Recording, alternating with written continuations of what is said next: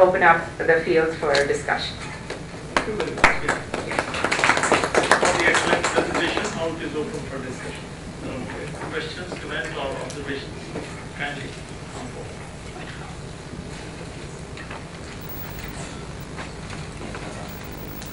My name is Joseph. I work for an organization called Knowledge and Civil Society. Thank you very much for your presentation. I found your emphasis on metrics very interesting, and with the example that you quoted from your own life, where you spoke about your son, in fact, defying you to actually go with this emphasis on saving trees, because that's what he learned in school. And it is also interesting that the policy itself talks about how the integration of science, technology, and innovation should, I'm reading from the policy, says it should lead to new value creation, to which STI enterprise contributes to social good and or economic wealth. So the emphasis here seems to be on social good. Yes. And somehow there seems to be this general feeling that science, technology, and innovation should lead to manufacturing expertise and economic wealth creation. But somehow there seems to be this value neutrality in science education, according to my perception, where we don't seem to teach our children about the ethics of science and technology and what they need to deal with. What about dilemmas that they face in science when they dream up certain innovations and so on? What is your take on it? Okay, you picked up a few important points. Thank you for that, Joseph. One is the social good. Again, that's about relevance. It's really what we look at in our country. If we have to make economic progress, we cannot have economic progress for the few who are rich and moving forward and leaving the rest behind with malnutrition. 42% malnutrition doesn't bode well for economic growth. So even if you talk about wealth creation, then it follows from that social good is necessary. And then the bottom of the pyramid is you need to address that. So definitely we should look at that in our metrics. And the other thing about science is science, it's always been a hard subject to teach. And then even in, if you observe the history of how Darwin was okay, Darwin was not okay, and so on and so forth, and things of that nature, people like to keep science and religion and science and values and ethics because it starts to get a little fuzzy at some point. However, there's lots of wonderful TED Talks that talks about how science actually can help you, build on morals. So it's really about seeing more into science than there is. And science is first about curiosity. And I maintain that we get the maximum bang for the buck if we focus on science education, because the way science is taught today is all about taking the exams and getting good grades.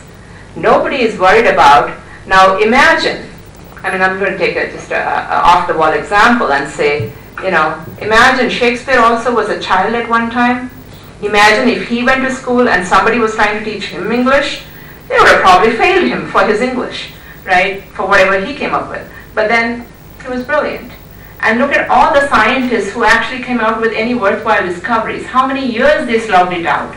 So failure is by definition part of the scientific temper that we need to build. And if we do not create that failure is okay, which is absolutely not okay in our education system, because the first thing a child comes to home comes with 3 A's and 1 B, the mother or the father looks at the child and says, "What happened? How come you didn't get all A's?"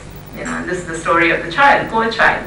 Instead, if we think about change management and looking at the bright spots, the idea I was talking about bright spots. Wow, you got 3 A's? That's brilliant. What did you do to get the 3 A's? Maybe you can apply some of these strategies for that subject, and maybe they'll be, oh yeah, I can do that. So you can encourage people. So there's a lot about values, and here we are in the country which basically started with the values, and that's something that we cannot lose no matter how scientifically advanced we are. And I think that's a part of our overall integration anyway. Thank you. Yes. I have one question. Like you were talking about this thing about covering the syllabus. Yes. That's really a sad part. Of course, but we have all of us are going through the same thing. But what is your take on, can we create a system where we define the syllabus, say 60% of the course, and for the remaining 40% of the things that we need to learn, we don't define any syllabus, we just give the course outline. And we give an opportunity to the students to go to the library or to go to do Google, and they come up. We have to instigate, we have to actually excite an explorer in a student. In the process, if the examination is conducted based on the exploration as well as the defined syllabus, something nice can come out of the students. We create wonderful human resources in the process. If technically this is possible, and in order to satisfy the parents, maybe in this kind of a system, it may not be possible to get all the A's for the students. But if you can bring in a percentile system of scoring and grade system, then that would also satisfy the parents. Even though there is an undefined exploratory component of the education, but that would actually nurture the explorators in the students. What is your take on it? Okay, thank you for your question, Ravi. This is an important question, as I've been working on this myself in terms of what does it mean to cover the syllabus, what syllabus is really required, and so forth. And I've talked to many educators both in this country and in the US, and the take is clearly very simple. For every subject, there are a set of concepts called threshold concepts. There's about maybe 10, 15, maybe 20 at max that are, and threshold concepts may be defined as those that are difficult to understand and also fundamental to the subject. And if those you explore in a way that is learning by doing. This is a methodology which we have embraced for the last 5 years, learning by doing. And if you can make them engage in an activity to do that, they will learn. And after that, you can give them further reading, and reading can be homework. So can we flip the classroom? And can we have actual activities and homework being done in the class, and they can go watch lectures from wherever, Khan Academy, or Open Education Resources, or NPTEL, or what have you. And there's so much of that out there, and we can maybe make a list of those and give it to them and say, hey, this is what you got to do. And then you have to build a project, and if you have to build this project, like that physics example I told you, all this excitement, through this process they will end up learning the laws, the this and the that, because now they're interested and motivated because they are going for the end result. So go with the end in mind as opposed to just creating another treatment of the syllabus. But can we create a system to evaluate this kind of a process? Like, if there is no examination linked up to this kind of a thing, then students wouldn't perform to the expectations. Sure. So let me take that and say that is where the Bloom's Taxonomy comes into place. So the Bloom's Taxonomy, how many of you are familiar with Bloom's Taxonomy? Just a show of hands. Okay. Thank you, Denise. So this is about Bloom in the 50s came up with this idea that we need to measure different things that people learn and what is it that they do learn, and came up with remembering. I mean, the now new avatar is remembering, followed by understanding, followed by applying, followed by analyzing, then evaluating, and then creating. So the bottom is what our examination systems are concentrating on, the lower order thinking skills. If we want a scientific temper, that necessarily means the child has to think. A think means what? So if they're concentrating on remembering and understanding, that's good, but they have to move higher. And in the real world, they get problems and they have to solve it, which means they have to, if they are given two things that says evaluate which this is better or that is better, that's higher order thinking skills. Analyze. If you take, for example, a computer science and algorithm, is it order n, is it order n squared, is it n log n, or whatever. So those are the kind of questions that they need to go through. So now what a teacher can do in a basic course, decide that I'm going to have 50% remembering, understanding, 30% applying, 20% analyzing. Or in a research course, I might say, bulk of it is higher order thinking skills. So I can do a consistent measure and assessing and create a rubric that is transparent with the students so that everybody's on the same page, and then they all learn but that's how it's formulated.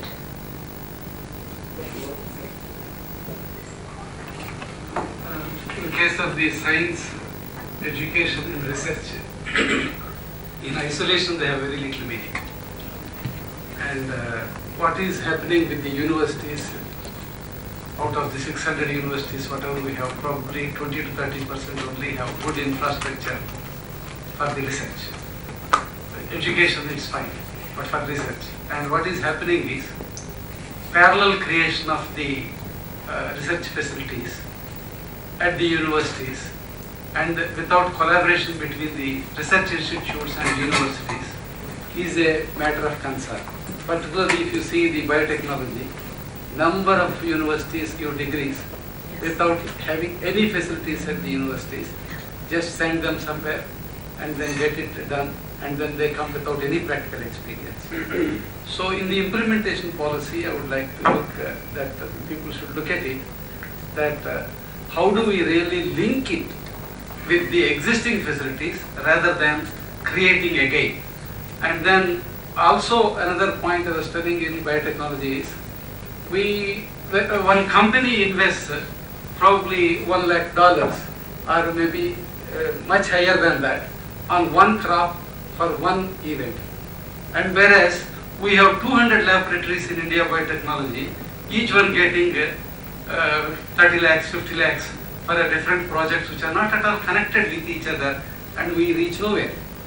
So this kind of focusing on the things is another important thing. Having said that, particularly in agriculture, I would like to share an example with you. Recently I attended a meeting where Department of Agriculture, then the DSC, Department of the Central Government, and the ICR institutes sat together to decide on oilseed priorities. So then the basic thing I want to make mention here is the statistics available in agriculture exactly fits into that paradigm that lice, damn lice and statistics. I will give you the example that in Punjab, the target fixed on that meeting for sunflower is around 2,000 hectares. Now, the information I have is already they have 20,000 hectares. So, the target fixed is 2,000 hectares.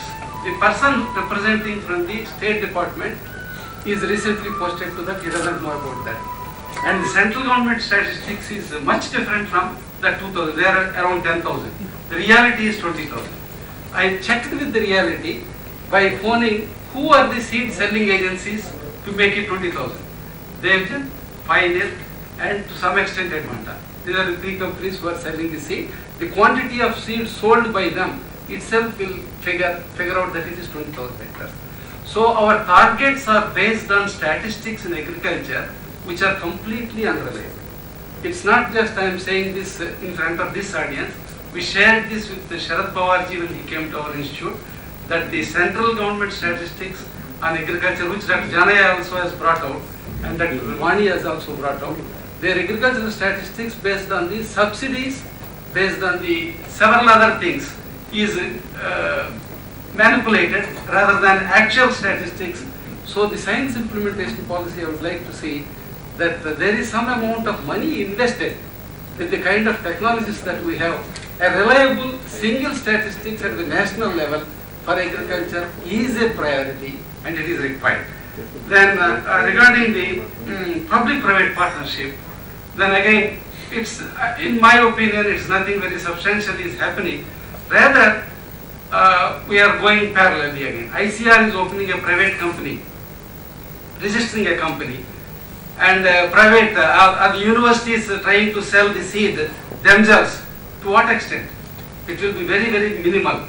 It is like something I remember, the smell ant and work ant example given by Dr. Virmani in one of the trainings, that you try to teach work culture to the smell ant and teaching the smell culture to the work ant. So the same way, they have the strength, the private industry has a strength. There is already a system to, in fact, to sell your technology and to take it to the people. Then why you want to independently develop? This is another attention that is required, that how do we really make it happen that we don't, the smell ants don't work and then work ants don't smell. that is one thing. And another thing which I just would like to make is the National Nutrition Foundation, which you are telling 5,000 crores. Again, there's a paradox here that we know, suppose we say that the cow urine is very good, or something else is very good at the grassroots level work. So the working together collaboration is completely missing, that giving a grassroots level innovator money does not solve the problem. But working together with the science-based and then coming out is very important. And then for such things, how you are going to empower the universities and research institutes and the fund available for the research. Decentralization is also extremely important. That as DG has pointed out, that William, that if our priority is oil seeds and vegetables and horticulture, then the money allocated, if you see the 12th plan or anywhere, then the rice, wheat, maize get maximum money and not the one which we have to really improve upon. Then the things will not improve further. So I just would like that the 3 or 4 things which I made points, that 56,000 crores of the oil if we are importing, and the growth rate of oil crops is, except cotton, it is more than any other crop. Like rice, wheat, maize, if their growth is 1 to 3% in the last 10 years, and it is about 5% in case of oil seeds. Only we could not match with cotton because BT technology. So that is a different issue. So then we need really to give priority for the weaklings rather than already giving where we cannot store rice and wheat. You want to pump in a lot of money to there, and then maize, which is depleting soil and soil health, you want to put more money for that rather than where we need it. Thank you very much. Thank you. A lot of good points, and I just want to make a few comments, and then I will defer to the agriculture experts, the colleagues who are here. I think the case of the biotechnology that you were mentioning, the STI policy clearly talks about the intercenters where people can avail this kind of facility which are common. I think more of that direction is really and clearly required on multiple fronts, not just biotechnology, but multiple areas. And collaboration is clearly the order of the day. And I just want to bring to mention, the ITRA.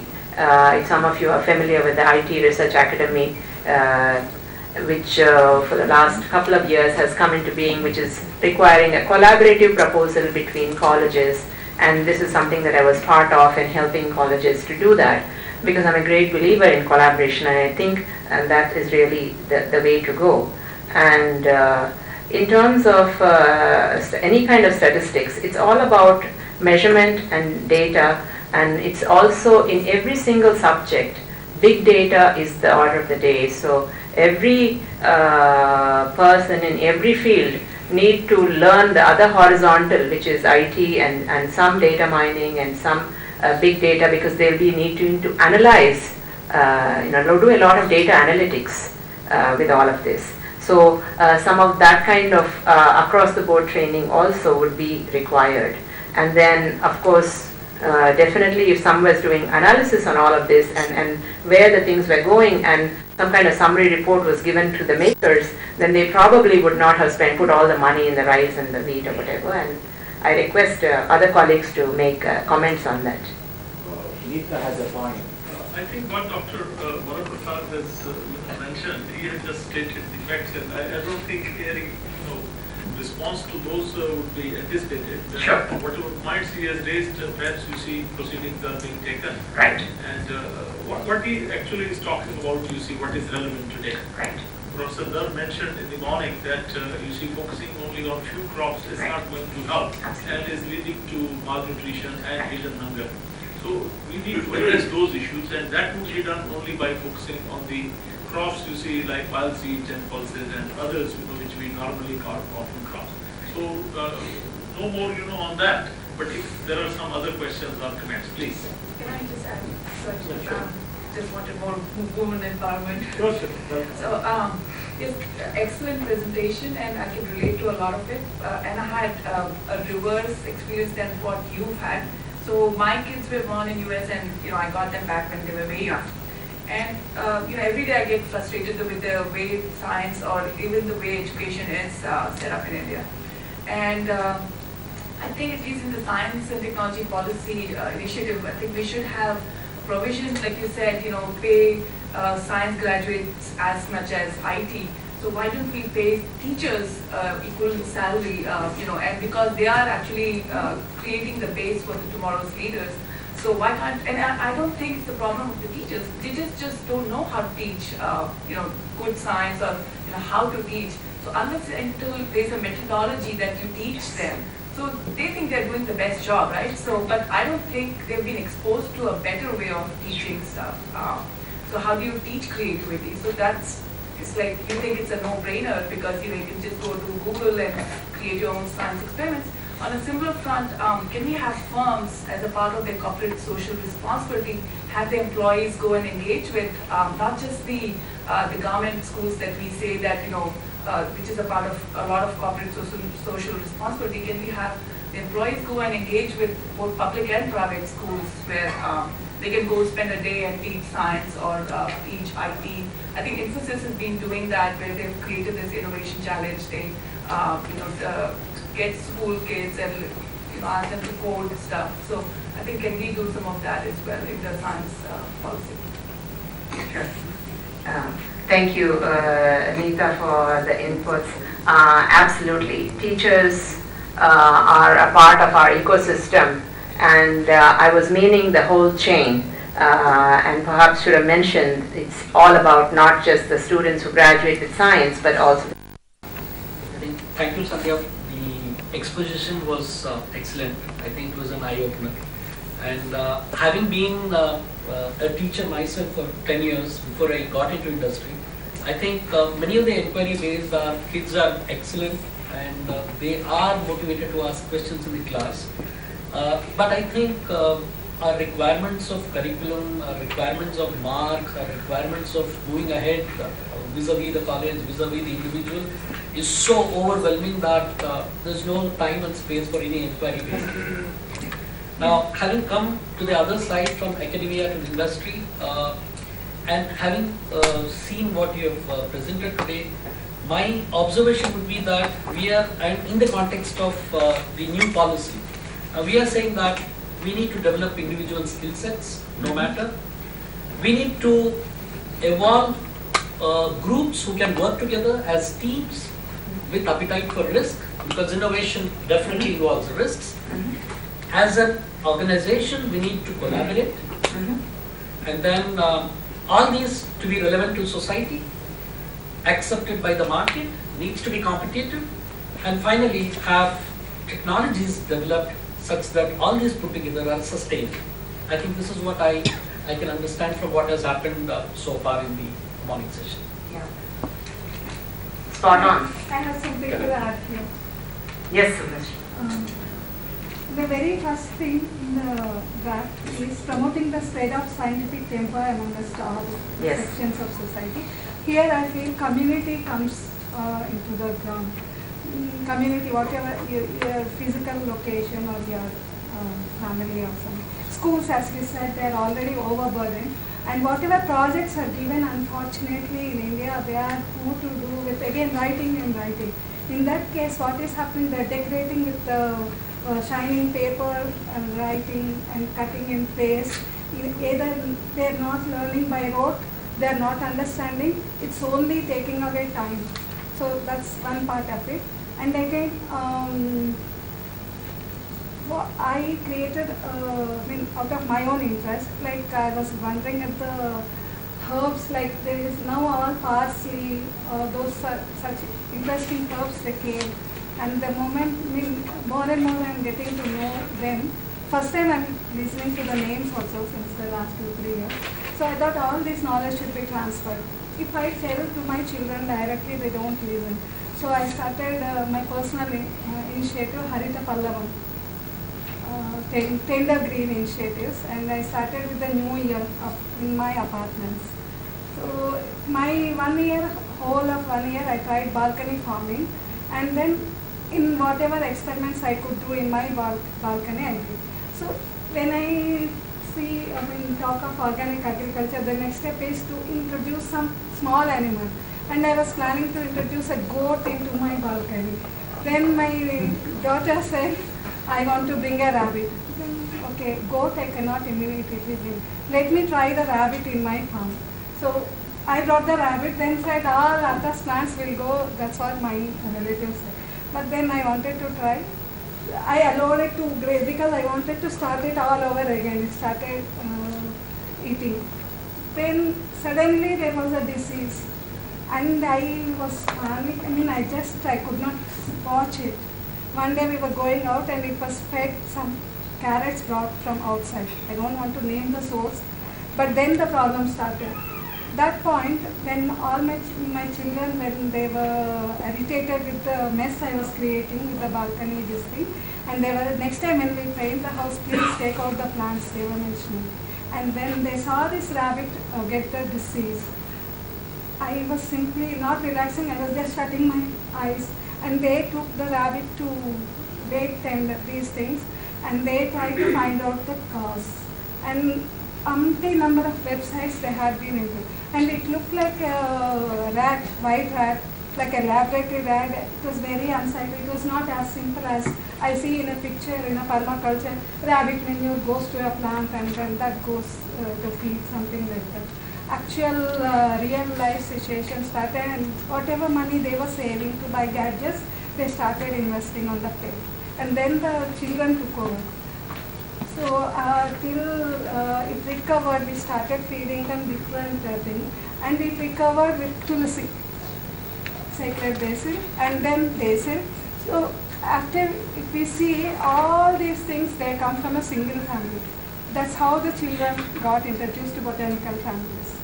And then mammal, it looked like a rat, but it is different. A mammal is different. So that's how zoology and botany, they got introduced.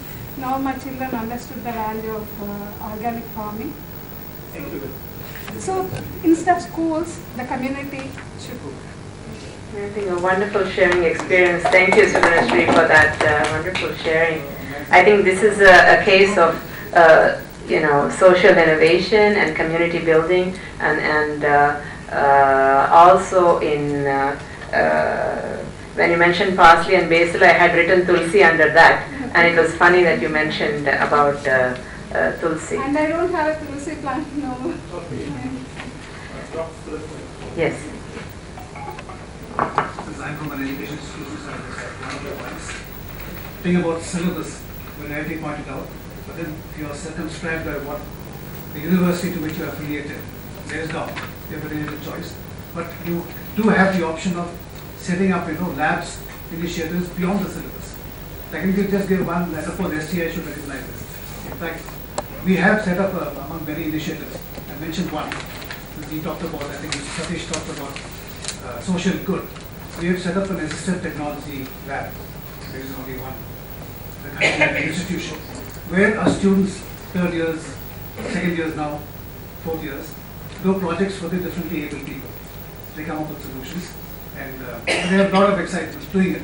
It goes to the field, it gives to the client. In fact, they go to, the rehabilitation centers, identify the client, find out the requirements, and customize the product. This is work. I might share one more thing is, two of our, in fact, students, girls, women empowerment, they, in fact, working with 3 American students, it was in a collaborative research, I would say, came up with a project, in fact, with a device for detection of bacteria and virus on a robotic platform. And this was accepted, for presentation at the Intel Cornell Cup in Walt Disney 3 weeks back. So this girl, mind you, she carries 2 backlogs. She is not a very brilliant student, but she has something in her. So she went and they got the People's Choice Award, plus I think $1,000 or whatever. So what I'm trying to say is, it is possible. See, syllabus, you cannot tweak it too much unless you become autonomous. Luckily, if we are going to become autonomous, we can tweak the syllabus. But I do agree 100%. Have something for hands-on skills and have something for theory classes and so on. So a lot to say, there's so many things I have to say, but maybe at the end of the session, we'll have in track. But I know it's time for lunch. Thank Thank you very much, Dr. Surendra, for that sharing. And I know what BBRIT does because I'm associated with them, and they have this beautiful display booth at the Technology for Education conference that I chaired last year. And there are lots of wonderful colleges that are doing great experiments, and especially those that are autonomous would like to explore and experiment with this idea of not necessarily trying to do all of the syllabus and so forth. And I'm working with a few to see how all that works. And every college professor that I've talked to in the West clearly says that I only talk about 30 to 40% of the syllabus in my class. The rest, they're interested, so they go and cover it anyway. So that's basically the model. And I think we need to just get our students to get more active in their own engagement, as opposed to getting totally spoon-fed and then being totally lost when they get to the real world. We'll have only the last one question. Very general observation. I think in our country we have this dichotomy of basic science and applied science. Right? Yes. First you master the basic science and then raise questions. Right? I think that's not going to help us in any case. I think we should start on the other end. Yes. Applied aspect, raise questions and see what the literature says. What concepts are needed to really look at the problem and analyze this. I think we should make the switch. The Japanese have been doing it, from applied end to basic. Right? While you're doing applied research, you also can raise very basic questions. I think this has to be somehow brought into our university culture. I am so glad that you, Haribab, are bringing this up. I think this is really critical, and that if universities can think this way and do this, and I think we're going to make forward strides very soon. And it's really key about applied, because the students can relate to applied. They can relate to the real life stuff. And they say, oh, now that's why we're studying science. Okay, now let me go and see whatever the teacher has to say, because it's important. And then also, is the teacher approachable? So that's the other element. When you talk about community, it's all about relationship building. And a lot of times there are teachers who say, I don't have to do anything. I don't have to know the students' names. I don't have to know anything. But how many of us remember all our teachers who knew about us, cared about us, and helped us in other times which had nothing to do with the subject, and helped us over and beyond the call of duty. And this is what a teacher is all about. It's really a holistic experience about learning. And the same thing continues lifelong. And it's that spirit which actually inculcates the scientific temper, because they know something is important, and Sugunashree Garu gave a perfect example of how the applied gave rise to interest in wanting to learn more. So I again thank you very much for this opportunity. Today, Take your place. the students, if you want to. Okay. I think we can discuss some of these things during lunchtime. Maybe. Yeah. Kindly take your seat. Sure. I must thank the learned speaker for the excellent presentation she has made, and has aroused so much of interest among the participants for discussion, very lively discussion. And if I look at the program, you see I was supposed to be summing up, but I find that it has been very ably summed up by several of you. Dr. Ganesh, you see, when he was making, he has summed up the whole presentation and the discussion which has been going on. Basic thing is that science has to be providing a good career option. That is the first thing, which is very, very important for attracting and retaining intelligent people and brilliant people if we want them to keep in science. And then the transition from teaching to learning. He has very, by asking us to raise our hands, demonstrated it practically. Whatever we were taught, perhaps we did not remember, but whatever we learned is always with us. I can't help sharing a small example with you people here, although it's, time is not much. That was about 40 years ago, in 1973 precisely. One of my teachers who was teaching the statistics, which is otherwise considered a very dry and boring subject, asked us to look out of the window and tell there was a Grand Trunk road passing by. He says, how many vehicles must be passing by this road on a given day? He said, maybe 100,000 or 5,000, 10,000. He said, but how many of them meet accident? He said, 1 or 2. But all of these are, equally susceptible for meeting an accident. Yes. He says this particular phenomena follows Poisson's distribution. And then he defined Poisson's distribution. He says when there is a large number of equally likely events, but the probability of success is very small, the phenomena follows Poisson's distribution. So that is how I learned that distribution. Even if you wake me up 2 o'clock in the night and ask me to define it, I can do. Whereas I must have studied many other distributions. I may I only know their names. So that is the difference between learning and teaching. So there is a need for coming to that kind of a mode, and for that we need to leverage technology. There is a very strong technology available, IT, several, because that is the only way we can reach unreached, and that is the only way we can bridge the gap between, 61% of literacy rate and 99% literacy rate, which will make all the difference. And then the science has to be relevant to the societal needs. If it is not relevant, it will not go further, it will not be sustained. I think I only need to say this one, and I need to thank you, ma'am, for the excellent presentation and the participants for making wonderful contributions to the deliberations of the session. And I need to thank the organizer for giving us this session. Thank you very much. Thank you, Dr. Goswami and Dr. Sandhya. It's indeed a wonderful session. And in fact, it's so fascinating and exciting. Even I can't stand to share one experience if chairman permits. It's so exciting. Because even when we were thinking of organizing this session, whom do we need to identify? The idea of having the educational expert and one agriculture expert, because it's reminded me the story of the medical education. If we can see, and if some of you know the Flexner model, any of you aware of the Flexner model? Way back, if you could look at the 60s, maybe even before that one, if you could look at that one, even medical colleges never been associated with the hospitals. Then there is a guy called Abraham Flexner. He invested his time, and he's an education specialist, but he's not a medical person, he's not a medico, or maybe he hasn't done any degree. And he actually undergone this kind of reforms process, and he looked at that one, what needs to be done.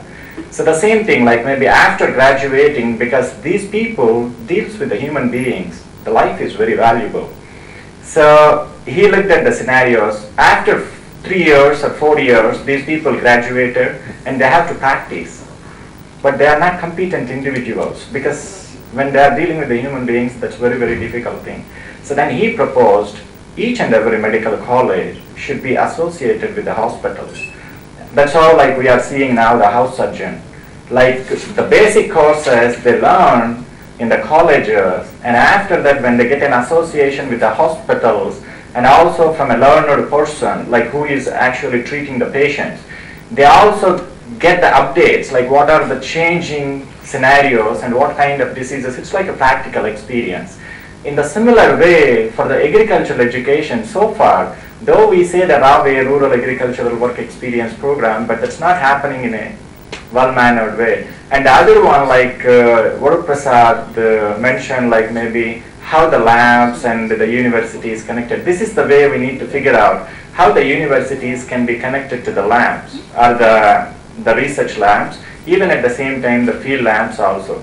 So hopefully Dr. Goswami and probably your inputs, because when I had this thought and idea, I approached a couple of deans when they said, hey Dilip, see, now we are struggling to attract the students. Do you want us to experiment by taking these things? No. Let's go what it is. So those kind of things. But other than that, the basic education, I really appreciate you and Neeta for bringing the experience from both the worlds, from India as well as from the US, the creative learning and everything. So these things are happening. Again, Nirmalya, he mentioned, how do we can encourage the private organizations' participation in this kind of activities. If we can see the beautiful models, what Sugunasri mentioned, the Intel people, whatever they brought out in the rural communities, and that's a creativity. In fact, the US universities, they follow that one, and the schools, in fact. And the Ajim Premji Foundation, they have introduced this kind of computer-mediated learning. that attracted the students. If you could see the projects, what they have contributed under this program, that's amazing. Even for the Ajim Premji Foundation, actually, the students wanted to spend more time in these e-seva centers rather than in the school, because that's like more like a fun learning, and they learn. The kind of things are required. But at the same time, the other point, even I have seen the experiences from both the worlds. But the students who are more into this creative learning, they are weak in science and maths. Because if you see the US universities or US schools, they were not that good in science and maths. Probably my perceptions are wrong. That's why, because sometimes the hybrid kind of model may work very well. But we need to see how best we can take all these learnings and the evidence-based learnings, have some policies to scale up these things to see the real impact. Thank you, Dr. Goswami. It's really fascinating. Thanks for all your contributions. And Dr. Sandhya, now, oh yes, please, go ahead. It's never ending, I know. We are all scientists, always we look for the food for the brains, but not food for the stomach. Then we need to eat also sometime. Yeah, sure. So I just wanted to say, in just only one particular thing. Yes, it is true in general that STEM, which is science, technology, education, and math in the US, is considered something that is less attractive, and also even women don't want to go into that because they feel that they are not good at that or something. In India, actually, we don't have that problem. They are all very happy studying science and math and all that. Only thing is that what is the path forward? If it can be shown clearly, and career options as teachers, as scientists, as researchers, and all that is shown in a proper way, or even as applied scientists in companies and so on, then I think we can have a good way. So we're actually better off than the West in that respect. Thank you. Even I wanted to say more, but let's have some food. Before we break for the lunch, let me request Dr. Goswami to felicitate Dr. Sandhya. Thank you so much for your contributions. Greatly appreciated. Okay, now we follow Prasad, go to the dining room, have some lunch, and come back quickly. Why not we do one thing, like maybe rather than spending an hour, we can cover, like if we can finish up in half an hour. Let's set up 2:30 if we can